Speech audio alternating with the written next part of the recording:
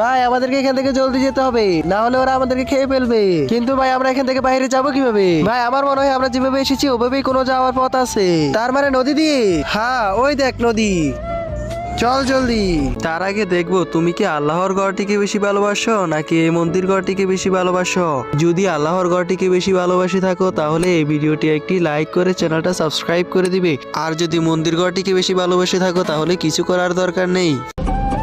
চল ভাই আমাদের ঘরে চলে যাই। হ্যাঁ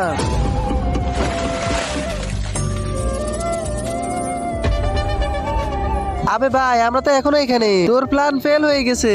আবে প্ল্যান ফেল হয়নি, আমরা বাড়িতে যেতাম যদি আমরা নদীতে ডুব দিতাম। মানে কি? এটা নদী নয়, ওই দেখ। আবে সালে এটা তো প্রস্রাবের নদী। ছি ছি, এটা কি? সবকিছু নষ্ট হয়ে গেছে, চল।